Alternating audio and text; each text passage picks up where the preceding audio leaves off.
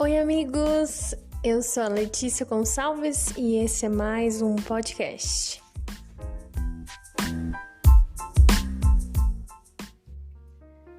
Olá, pessoal! Estamos aqui com mais um podcast. Já quero me adiantar e me explicar, porque tá só eu aqui dessa vez. Eu tinha comentado com vocês que o meu desejo seria, desde o começo, fazer uma semana eu aqui falando sobre algum pensamento, alguma coisa, e na outra semana trazer um convidado, né? E numa forma de entrevista, numa conversa, a gente trazer alguma coisa. Eu tenho muitas ideias em mente, muitas pessoas que eu já conversei, inclusive, pra estar aqui, pra conversar. Tem muita coisa mesmo, mas, né, tá um pouco complicada a parte mesmo de gravar, de conseguirmos nos reunir e conseguir fazer essas gravações. Principalmente porque agora eu tô nessa fase, né, de pré-casamento e de organização pro casamento e tudo, e aí tá bem complicado horário, tempo pra conseguir fazer isso.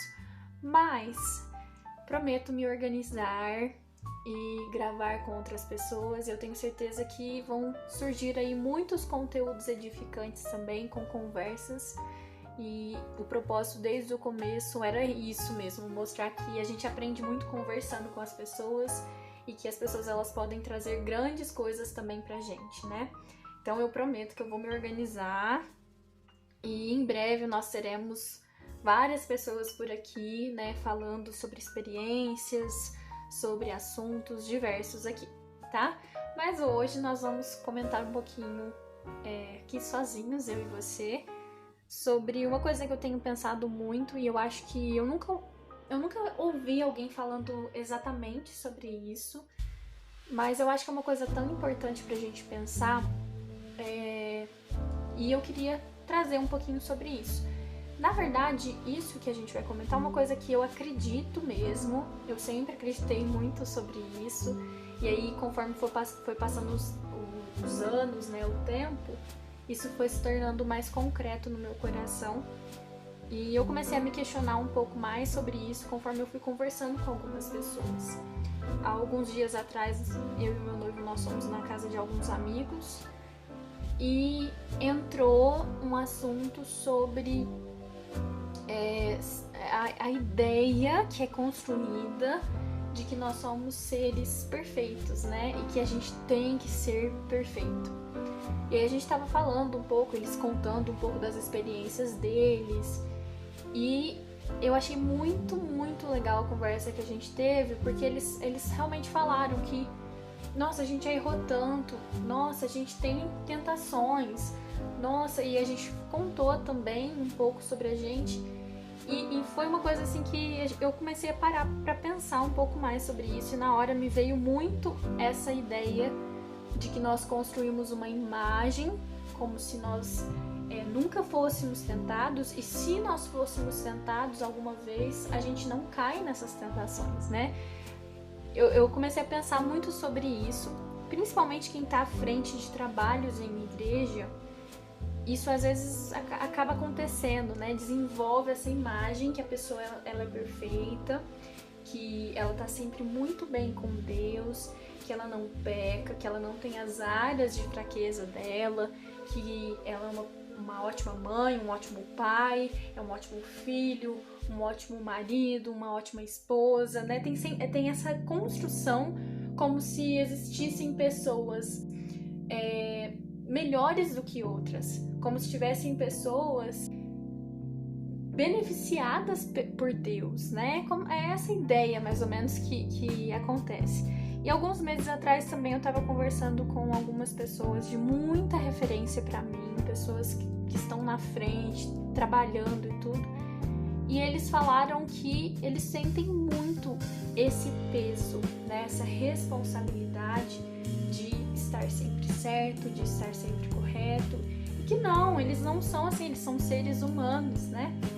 E eles comentaram um pouco, inclusive, sobre o peso que eu e o Richard, meu noivo, nós temos. Às vezes nós carregamos principalmente que nós contamos aqui um pouco da nossa história e o que já aconteceu.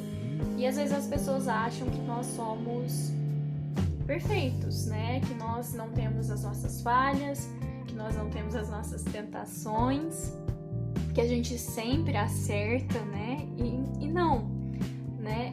Principalmente porque o Richard, né, o meu noivo, ele é filho do presbítero da igreja. A gente sabe, a gente conhece, reconhece muito a responsabilidade por trás disso, mas isso não significa que eu e ele sejamos perfeitos, né? E eu tava me questionando muito sobre isso, e eu tava, inclusive, pensando um pouco se a culpa dessa, vamos colocar a culpa entre aspas aqui, né?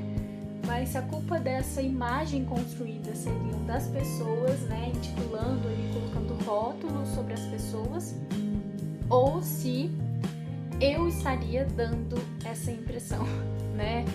Se pessoas realmente que a gente acredita que sejam perfeitas e tudo, elas que estão realmente construindo essa ideia, essa visão para as pessoas, né? Eu comecei a me questionar muito sobre isso.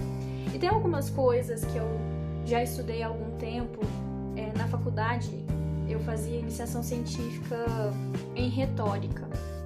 E a retórica é uma coisa, assim, que abrange tudo e qualquer coisa, né? A retórica é a arte de convencer e persuadir, né? Por meio de palavras, várias estratégias, né? A gente comenta muito sobre isso. E aí existe o tripé retórico. O tripé retórico são os 3 elementos que a gente precisa pensar, né? Que foi Aristóteles que desenvolveu esse tripé retórico. São 3 palavras no latim, se eu não estiver enganada. Me corrijam, alguém aí que saiba sobre isso, se eu estiver enganada.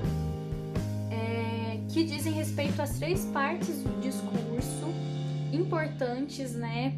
Quando a gente vai convencer uma pessoa. E aí, a gente tem o ethos, né? O ethos é a imagem do orador. O pathos são as paixões ou os sentimentos desenvolvidos no auditório, né? Nas pessoas que estão ouvindo. E tem o logos. O logos é o discurso em si e todas as estratégias ali do próprio discurso para convencer, né? Então, são os 3 elementos. Um relacionado ao orador, aquele que fala, um relacionado ao auditório, aquele que ouve, e um relacionado ao discurso em si, né? E aí, o ethos, existem 2 tipos de ethos, na verdade, né? O ethos, que é a imagem do orador, existe a imagem pré-estabelecida. Então, antes de uma pessoa falar, ela já tem uma imagem construída, né? Às vezes, pela experiência ali da vivência com aquela pessoa, a gente já tem uma visão sobre ela. A gente já pensa que aquela pessoa, às vezes, é estressada, ou aquela pessoa é uma pessoa muito amiga, ou é uma pessoa que está com uma boa aparência, né? Tem uma boa aparência, então a gente acaba interpretando alguma coisa por meio disso. Então, existem várias coisas que a gente pode estabelecer e imaginar sobre essa pessoa antes de ouvir o que ela tem a falar, né? E tem também a imagem estabelecida pelo discurso, que é a partir daquele momento que às vezes nós temos todos aqueles conceitos pré-estabelecidos, né? Preconceitos formados em relação a essa pessoa, e aí de repente a gente ouve essa pessoa falando e pode ser que esses conceitos sumam, pode ser que esses conceitos continuem, perseverem, pode ser que essa pessoa ela entre em um tema que a gente às vezes sabe, né, com aquele conceito pré-estabelecido sobre essa pessoa que ela não tem autoridade para falar. Então, tudo isso entra, né, quando a gente convence e quer falar com pessoas, né? Eu tô falando de líderes, pessoas ali de influência, né? Então, essas pessoas, elas querem persuadir, elas querem ensinar, elas querem influenciar outras pessoas também. E aí, eu pensando sobre essa questão do ethos, eu penso muito sobre essa imagem pré-estabelecida que eu passo. E como eu posso quebrar essa imagem. Até quando a gente fala em retórica que a gente quer convencer as pessoas, não é só simplesmente, eu quero que a pessoa pense como eu penso, que ela faça o que eu falo pra ela fazer. Não, eu tô falando sobre instruções mesmo. Às vezes a gente chega e quer falar uma coisa da palavra de Deus, quer instruir. Eu estou usando, né, a retórica em si para fazer uso disso, né, para que a pessoa ela possa entender aquilo que eu quero que ela entenda, né. E aí, às vezes, nós criamos uma barreira com essas pessoas. Porque, como eu já disse, né, às vezes essa pessoa ela tem uma imagem minha de que eu sou perfeita e isso impede com que eu acesse essa pessoa no nível que ela está. Agora, quando eu olho para uma pessoa e eu falo alguma coisa que eu sei que ela já viu, que eu tenho experimentado, então é diferente. A pessoa ela vai entender aquilo que eu tô falando, ela vai se identificar com o que eu tô falando, e eu me coloco num nível que ela vai entender, que eu vou acessar essa pessoa de verdade. Esses dias a gente tá assistindo, acompanhando aí o BBB e tudo, e aí eu tava pensando também sobre aquelas pessoas que se colocaram ali. Porque nós temos uma imagem pré-estabelecida dessas pessoas, né? Então, por exemplo, o Fiuk.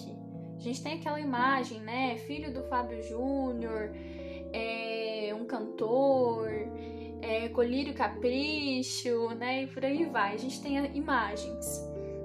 E aí a pessoa ela se coloca ali numa posição diferente. Ela se coloca num nível de vulnerabilidade, né? Mostrando quem ela realmente é. E aí a gente pensa, eu tava até me questionando isso. Nossa, essas pessoas são bem doidas, né? Elas vão ali pro BBB, elas mostram quem que elas são e não tem o perigo dela ser cancelada, como nós já comentamos, não tem o perigo dela ser rejeitada, as pessoas não gostarem delas? Tem. Mas ao mesmo tempo, uma das coisas que mais acontece, a gente vê isso realmente como como se fosse um experimento social que acontece ali e que a gente pode colocar isso para nossa vida. As pessoas elas têm muita influência através disso.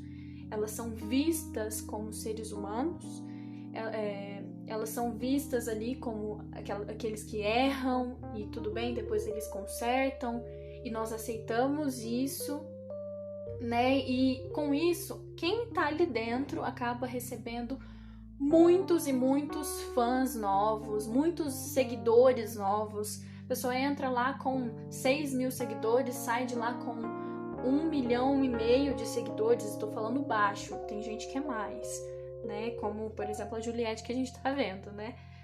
Mas por que isso acontece? Porque a pessoa ela desce um degrau, ela se coloca como uma pessoa, gente como a gente, e ela faz com que as pessoas acessem ela, né? E uma pessoa que eu vejo muito isso, e que se a gente for parar pra pensar nessa imagem, né? Ele tinha uma imagem muito boa, né? E ele fala, inclusive, sobre isso, que é Paulo. Paulo era um homem muito estudado, muito inteligente, e se a gente for, às vezes, parar pra pensar sobre quem ele foi e tudo, a gente pode pensar que ele era uma pessoa inacessível. Poxa, quais são as palavras que eu vou usar com esse homem erudito? O que eu posso falar? Sobre o que eu vou falar? Nossa, se eu falar que eu tô sendo tentado pela parte sexual, ele vai pensar que eu sou o pior dos pecadores, né? Quem sou eu perto de Paulo? A gente poderia pensar tudo isso. E Paulo, ele fala um pouco disso também, né? Que ele tinha ele era, dentro dos padrões judaicos, uma pessoa excelente, né? Paulo era essa pessoa. Só que Paulo, ele se coloca numa posição inferior, e não porque ele não era aquilo, ele mostra realmente quem ele era como pessoa, como ser humano, quais eram as falhas dele, quais eram os defeitos que ele tinha, as tentações de Paulo, e ele acessa as pessoas num nível fora do normal, né? E eu queria ler com vocês um pouquinho o que Paulo diz lá em Romanos 7, a partir do versículo 14, que ele está falando um pouco sobre o pecado, a lei do pecado, a escravidão do pecado. E eu queria que você parasse para pensar em Paulo realmente como um ser humano. Paulo com as suas dificuldades, Paulo com os seus apertos, né? E ele diz assim: sabemos que a lei é espiritual. Eu, contudo, não o sou, pois fui vendido como escravo ao pecado. Não entendo o que faço, pois não faço o que desejo, mas o que odeio. E se faço o que não desejo, admito que a lei é boa. Neste caso, não sou mais eu quem o faz, mas o pecado que habita em mim. Sei que nada de bom habita em mim, isto é, em minha carne, porque tenho o desejo de fazer o que é bom, mas não consigo realizá-lo. Pois o que faço não é o bem que desejo, mas o mal que não quero fazer, esse eu continuo fazendo. Ora, se faço o que não quero, já não sou eu quem o faz, mas o pecado que habita em mim. Assim encontro essa lei que atua em mim. Quando quero fazer o bem, o mal está junto a mim. No íntimo do meu ser tenho prazer na lei de Deus, mas vejo outra lei atuando nos membros do meu corpo, guerreando contra a lei da minha mente, tornando-me prisioneiro da lei do pecado que atua em meus membros. Miserável homem que sou! Quem me libertará do corpo sujeito a esta morte? Graças a Deus, por Jesus Cristo, nosso Senhor. De modo que com a mente eu próprio sou escravo da lei de Deus, mas com a carne da lei do pecado. Olha o que Paulo estava falando. Ele estava falando que ele estava sujeito a essa lei do pecado. Ele estava sujeito aos erros. Ele estava sujeito a falhar miseravelmente. Inclusive, ele fala uma coisa que eu me identifico muito. Ele fala que aquilo que ele quer fazer, e muitas das vezes a gente quer acertar, a gente quer viver uma vida digna diante de Deus e a gente não faz. Aquilo que a gente quer fazer, a gente não faz. Aquilo que a gente não quer fazer, isso a gente acaba cometendo. Olha que coisa! E olha a que nível Paulo se colocou.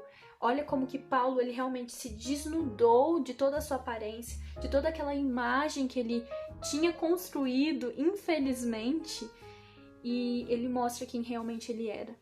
E Paulo acessou muitas e muitas pessoas. Muitas pessoas pararam para pensar quem Paulo era e como Paulo estava próximo delas, e inclusive incentivavam elas. Se Paulo tem as mesmas tentações que eu tenho, se Paulo erra como eu erro, eu posso ser mais, porque Paulo é mais e ele é igual a mim. A mesma coisa é Jesus. Jesus foi um homem que se colocou a níveis de vulnerabilidade e por conta disso ele acessou muitos e muitos, né? E esses dias para trás eu estava pensando muito sobre essas questões e é uma coisa que eu volto sempre a pensar e eu me coloco muito nesse lugar, realmente nessa responsabilidade de mostrar quem realmente eu sou. Eu sei que se as pessoas têm visto que eu sou perfeita, então eu tô errada nisso, porque eu não sou perfeita. Eu quero ser, e eu acredito que a palavra de Deus ela pode me ajudar e me instruir a como ser melhor. O Espírito Santo ele pode me guiar e conduzir a ser melhor, mas sozinha eu não sou nada. Eu estou sujeita às mesmas falhas e erros que qualquer um. Eu namoro há 4 anos e eu já comentei isso até, eu estava fazendo um discipulado com uma amiga e eu comentei isso. Eu namoro há 4 anos, gente. Quem acha que em 4 anos a gente fica 100%? Quem acha, gente? Quem fica? Né? Eu estou sujeita aos erros. Eu tenho as minhas dificuldades, nós dois temos. Poxa, a gente tem a nossa natureza, a gente tem os nossos desejos, as nossas vontades. A gente já errou em algumas coisas. Com a família, né? A gente não é 100% sempre, a gente erra tudo. Mas aí que tá a questão, sabe? Errar. E eu quero ter a coragem de chegar e pedir perdão pelos meus erros. Eu comentei isso há algum tempo com o meu psicólogo e eu realmente não quero me esquecer dessas palavras e eu quero reafirmar essas palavras sempre no meu coração. Ele me perguntou se eu tinha medo de cometer os mesmos erros com os meus filhos, às vezes alguma coisa que eu já vivi, alguma coisa que eu já experimentei. E eu falei que eu tinha medo.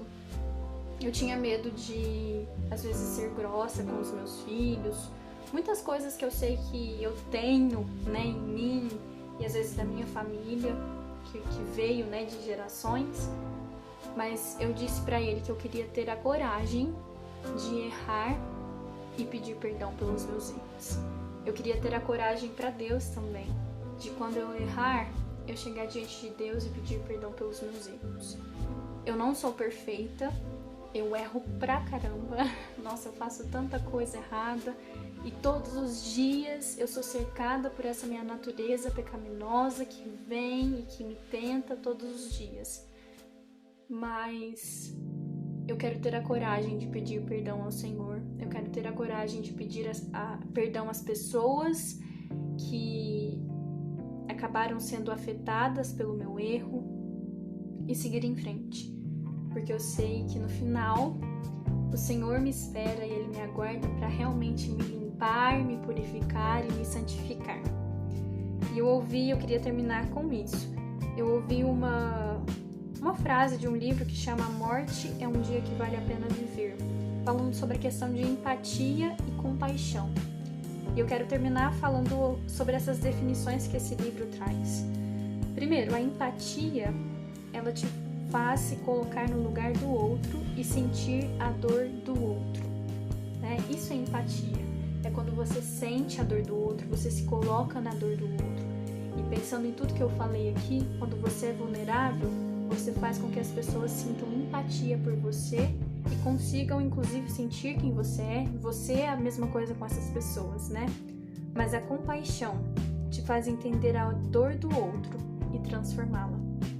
E nós queremos, né, como pessoas influentes nesse mundo, para quem às vezes não se sente como influente, saiba que Deus te chamou para influenciar pessoas aqui nesse mundo, nessa terra. Nós queremos transformar a vida de outras pessoas. Nós sabemos que não somos nós que transformamos, mas é o Senhor através de nós. Mas com isso nós precisamos desenvolver mais esse espaço para compaixão. Esse espaço para que as pessoas entendam as nossas dores, as nossas falhas, as nossas imperfeições e nós consigamos acessar essas pessoas. O que nós queremos é acessar o coração das pessoas e mostrar para essas pessoas que nós não somos perfeitos. Eu não sou perfeita, mas que haja coragem em nós para corrigir os nossos erros, corrigir as nossas falhas e voltar para o caminho de novo.